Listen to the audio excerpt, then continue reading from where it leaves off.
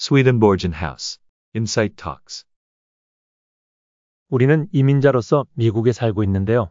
이 미국은 유럽에서 여러 국가들이 신대륙을 발견하기 위하여 모여들었고 그 개척자들 가운데에는 종교의 자유를 위하여 청교도들이 미동부 지역으로 들어오게 되었습니다. 초창기 개척자들이 이 신대륙으로 들어와서 만든 13개주를 하나의 국가로 통일하기 위한 노력으로 가장 중요하게 여겼던 것이 있었는데 그것은 바로 헌법이었습니다. 한 나라를 건국하기 위하여서도 이러한 건국이념이 있고 헌법이 있다면 우리의 영원한 나라인 천국의 건국이념과 헌법은 무엇이 있을까요? 바로 우리가 가지고 있는 성경의 말씀 안에 있습니다. 그 말씀의 첫 번째가 바로 하나님은 천지를 창조하셨다입니다. 이것을 문자적으로 그냥 본다면 이 세상을 창조한 이야기라고 볼 수 있습니다. 그렇지만 하나님의 관심은 어디 있을까요? 그것은 세상의 가치를 두지 않고 교회와 사람의 영적인 것에 가치를 두고 있습니다. 이런 영적인 의미를 알아야 하나님의 참뜻을 이해할 수 있습니다. 성경을 문자적으로만 본다면 그것은 어린아이와 같은 신앙의 상태라고 사도 바울은 고린도전서 13장 11절에서 이렇게 고백합니다. 내가 어렸을 때에는 말하는 것이 어린아이와 같고 깨닫는 것이 어린아이와 같고 생각하는 것이 어린아이와 같다가 장성한 사람이 되어서는 어린아이의 일을 버렸노라고요. 사도 바울은 신앙의 유아적 단계를 성경의 말씀을 내적인 의미로 보지 못하고 겉으로 드러나 보이는 현상대로 보고 판단하고 그것을 진리라고 믿고 주장하는 것으로서 이것은 문자주의적이며 유아적 신앙의 단계라고 합니다. 이런 사람들이 그 당시 누구였나요? 바리새파 사람들이었습니다. 하나님의 말씀을 문자적으로만 이해해서 율법주의 신앙을 지키던 사람들이었습니다. 창세기 1장 1절에 태초에 하나님이 천지를 창조하시느니라. 태초는 우주가 창조된 처음을 뜻하기도 하지만 여기서의 태초는 시간적이고 자연적인 상태만을 나타내는 것이 아니고 인간이 새롭게 거듭나는 처음 상태를 의미하고 있습니다. 한 사람이 태어났을 때부터가 그 사람의 개인적인 역사가 시작되는 것이죠. 그리고 천지는 하늘과 땅을 의미하는데 하늘은 마음 안에 있는 속사람을 의미하고요. 땅은 육신에 속한 겉사람을 의미합니다. 이 속사람은 주님으로부터 주어지는 참 생명인 선과 진리가 들어있는 곳이고요. 또 앞으로 계속 천국 이것을 받아들이는 곳입니다. 그래서 하늘로 상징했고요. 겉사람은 세상적이고 물질적인 속성이 들어있기 때문에 땅으로 상징합니다. 하나님께서 사람을 천과지, 즉 속사람과 겉사람으로 창조하셨다는 것은 우리에게 이 두 가지 기능이 있으며 이 두 기능 모두를 사용하도록 만드셨다는 것이지요. 속사람은 이웃사랑과 주님 사랑을 하며 살 수 있는 기능으로서 우리가 속사람이 주인이 되어서 겉사람을 지배하여 한 마음으로 행동하면 거듭난 사람으로 구원받을 수 있습니다. 그러나 겉사람이 즉 손님이 주인 행세하며 이 속사람을 지배하게 되면 물질적이고 세속적인 것을 주님과 천국보다 더 중요하게 생각하기 때문에 거듭날 수 없다라고 합니다. 그래서 하나님의 나라에 들어갈 수 있는 천국 시민을 만들기 위해서는 우리가 거듭나야 하고 거듭나기 위해서는 무엇이 속사람의 것인지 겉사람의 것인지 알아야 합니다. 요한복음 3장 5절에서 주님은 너희가 물과 성령으로 다시 태어나지 않으면 하나님의 나라에 들어가지 못하느니라 하셨습니다.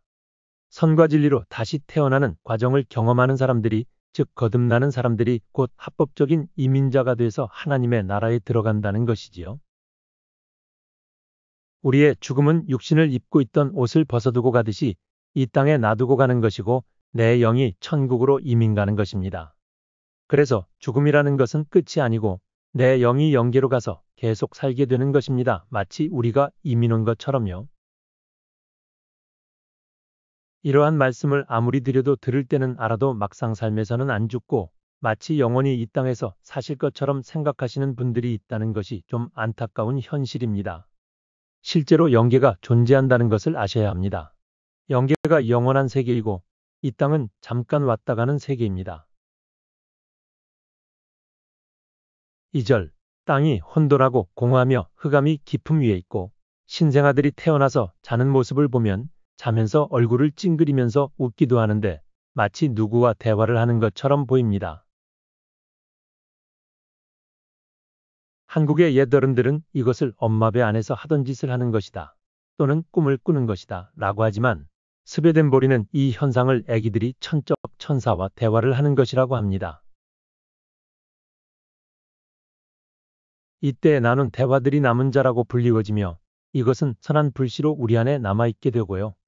이 남은 자를 통하여 우리가 어른이 되어서도 거듭나는 길로 갈 수 있게 되는 것이라고 합니다. 이렇듯 어릴 때는 순진함과 순수함이 있었는데 성장하여 학교를 가면서 이제는 영적인 교육이 아닌 세상에서 살아가기 위한 겉사람을 살찌우는 교육을 받게 됩니다. 부모님들이 아이들을 가르칠 때 선하게 살아라, 남에게 양보해라 이런 걸 한 5세까지는 가르치지만 일단 학교를 가면 경쟁에서 이겨야 하고 최고가 되어야 한다고 가르치고 학벌이 좋아야 하고 그 이후에는 돈을 많이 벌어야 되는 일에 모든 시간과 노력을 다 쓰게 됩니다. 이런 것들은 이 세상을 살아가기 위해서는 필요한 것이죠. 이러다 보니 우리는 영적인 것은 다 잊어버리고 이젠 겉사람으로부터 속사람까지 겉사람화되어서 상처받고 힘들고 고달픈 삶이 시작됩니다. 참된 진리의 삶은 없어지고 위선과 거짓의 삶이 되어버리는 것, 이것이 바로 땅이 혼돈하고입니다. 그럼 공허는 무엇이냐 하면 무엇인가로 채우려 해도 채워지지 않는 삶이 공허입니다. 사람은 하나님으로부터 오는 말씀과 사랑으로 채워지고 사라져야 하는데 이런 것의 부재가 바로 공허한 상태이며 이 상태가 계속될 때는 흑암 속으로 들어가게 되는 것입니다. 우리가 살면서 답답하고 힘들고 마치 어두운 방 안에 갇힌 기분이 들 때가 있습니다. 얼굴에는 생기라고는 없어서 시커멓게 보이고 마음은 무기력하고 좌절감만 오고 그때 사람들은 이렇게 말하죠. 나의 앞날이, 나의 마음이 캄캄하고 두렵고 무섭다고요. 우리가 외적으로는 잘 차려입고 나가지만 영적으로 보면 다 영이 이렇게 혼돈하고 공허하며 흑암에 쌓여 있는 것처럼 보인다고 합니다. 우리는 육신에 속한 여러 가지 옷을 입고 사는 것이나 마찬가지이고 결국에는 영계에서 이런 것들이 벗겨지고 마치 우리의 속이 다 드러나게 되는 것이죠. 그래서 속사람만 남게 됩니다. 불교에서는 우리의 삶을 뭐라고 하나 살펴보면요. 부처님의 첫 번째 가르침의 사성제라고 있는데 이것은 고집멸도입니다. 이 말은 사람은 태어나면서 겪게 되는 괴로움에 대한 것인데 첫 번째는 괴로움에 대한 명확한 인식을 하게 되는 것이죠. 즉, life is suffering 이라는 것을 완전히 아는 것입니다. 여기에는 육신적인 고통과 정신적인 고통이 있습니다. 그래서 불교 수행은 여기 고통을 인식하는 것에서 출발하며 괴로움의 실상을 바로 보며 고통을 줄이고 평안함을 얻을 수 있는 수행을 하는 것입니다. 요즘에 많이 하는 명상과 마음챙김이 여기에 속하지요. 이렇듯 누구나 내 삶이 고통의 무게로 나를 누르고 있는 것을 경험합니다. 그 고통 가운데 가끔은 행복함도 느끼고 즐거울 때도 있지요. 그래서 잠시 고통의 순간을 잊을 수 있었겠지만 이 짧은 즐거움이 사라지는 순간 우리는 다시 고통을 느끼게 되어 있습니다. 왜냐하면 행복과 고통은 마치 손등과 손바닥 뒤집듯이 번갈아 가면서 오니까요. 행복한 순간이 끝나는 것을 두려워하는 것 자체가 고통의 시작입니다. 우리는 이런 것을 평생 느끼면서 살아가는 자체가 고통이라고 하는 것입니다. 하나님의 영은 수면 위에 운행하시니라. 우리가 이런 고통 가운데 있을 때 자비하신 하나님의 사랑은 선과 진리가 전무하여 흑암의 상태인 사람에게 오셔서 함께 하신다는 의미입니다. 좀 전에도 고통에 대해서 말씀드렸듯이 우리가 이런 고통을 겪을 때 불교에서는 스스로 이러한 고통을 소멸시킬 수 있는 수행을 해야 한다고 합니다. 이것이 불교와 기독교의 다른 관점과 시작입니다. 우리는 힘든 사람들을 만날 때 어떻게 하나요? 우선 먼저 안아주면서 위로를 해줍니다. 그리고 이제는 괜찮다는 의미로 안아주며 따뜻한 말을 해줍니다. 3절 하나님이 이르시되 빛이 있으라 하시니 빛이 있었고 그리고 이렇게 말씀하십니다. 빛이 있으라. 우리가 어두운 방 안에서 무엇인가를 찾으려면 우선 무엇을 해야 하나요? 먼저 방에 불을 켜야겠죠. 그래야 무엇이든 보일 테니까요. 이렇듯 우리 마음 안에 어두운 방 안에 불을 먼저 켜야 합니다. 흑암으로 가득 찬 마음 안에는 진리라는 빛이 비춰져야 우리의 생각이나 마음 안에 무엇이 들어있는지 볼 수 있고요. 또한 무엇이 잘못되어 있는지도 알아볼 수 있겠죠. 이렇듯 하나님은 사랑으로 우리에게 먼저 다가오시고 그 다음엔 우리의 어두움을 진리의 빛으로 환하게 비춰주십니다. 이렇듯 진리의 빛이 내 안에 비춰지면 지금까지 내 안에 있던 선이 아니라는 것을 알게 되며 이 모든 것이 나의 자아를 사랑하는 것이었다는 것을 깨닫게 됩니다. 그리고 또한 내가 알던 지식들도 더 이상은 진리가 아니며 진리로 착각하고 있었다는 것을 깨닫게 됩니다. 4절 빛이 하나님이 보시기에 좋았더라. 하나님과 단절된 상태에 있는 사람 안에는 악을 선이라 하고 거짓을 진리라고 알고 있었는데 이제는 제대로 보이기 시작하는 단계이며 이 빛을 하나님이 보시기에 좋았더라. 이 말씀은 하나님께서 너는 이제 살아서라고 즉 거듭나는 상태로 들어가는 단계라고 말씀하시고 계십니다. 하나님이 빛과 어둠을 나누사 하나님이 빛을 낮이라 부르시고 어둠을 밤이라 부르시니라. 빛을 낮이라 부르시고는 내 안에 주님에게 속한 것인 진리가 들어와서 깨닫게 되는 상태를 의미하고요. 밝아진 상태입니다. 그리고 어둠을 밤이라 부르신다는 것은 사람의 고유 속성을 밤으로 상징하며 이것은 진리가 없는 거짓된 세계에서 살아가는 우리의 모습을 상징하신 것으로 밤이라 하십니다. 5절 저녁이 되고 아침이 되니 이는 첫째 날이니라. 하나님께서 우리의 상태를 보실 때는 저녁이 먼저라고 보십니다. 즉 우리의 영적인 상태가 빛이 없는 어두운 삶의 상태인 저녁이었지요.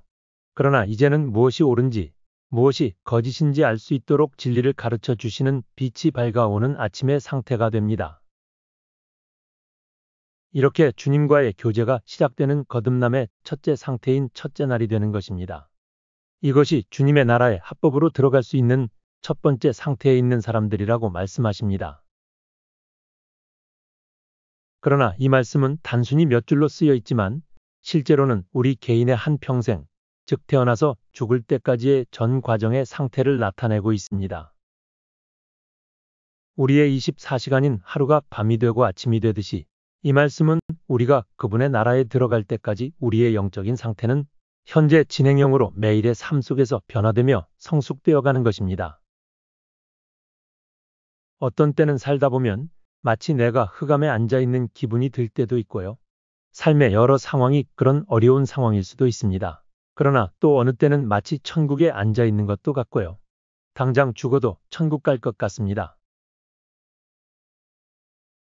우리의 마음은 하루 중에서도 아침에는 천국이었는데 안 좋은 일을 만나면 갑자기 지옥으로 변합니다. 이렇게 우리의 하루하루의 삶이 어두운 밤이 되었다, 아침이 되었다 합니다. 그래서 주님이 함께 하신다는 약속마저도 의심을 하게 됩니다. 내가 지금 옳게 신앙생활하고 있는 것인가 하고 의심도 들어옵니다. 이런 경험은 누구에게나 옵니다. 이것이 정상이고요. 그래서 때로는 우리가 더 주님 앞에 겸손하게 나아갈 수 있는 것입니다. 우리는 이러한 과정을 통해 주님에게 더 가까이 갈 수 있게 되는 것이며 이렇게 우리의 신앙이 조금씩 성숙되어 가는 것입니다.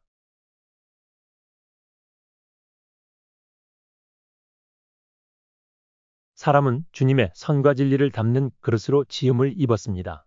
그래서 참 사람이신 주님께서 함께 해주셔야 우리는 사람다운 사람의 모습으로 살 수 있는 것입니다. 이렇듯 거듭나는 과정은 마치 우리의 힘과 노력으로 가야 하는 것 같지만 사실은 주님께서 함께 해주시는 것입니다. 우리는 그저 그 흐름 가운데 있기만 하면 되고요. 뒷걸음질만 치지 않고 무조건 앞으로만 가겠다는 마음만 굳게 가지고 있으시면 됩니다. 마치 아기가 걸음마를 배울 때 부모님이 손을 잡아주시는 것과 같이 주님은 때로는 우리 뒤에, 때로는 앞에 늘 계십니다. 고린도 후서 4장 15절에서 18절 모든 것을 너희를 위하여 하는 것은 은혜가 많은 사람의 감사함으로 말미암아 더하여 넘쳐서 하나님께 영광을 돌리게 하려 함이라.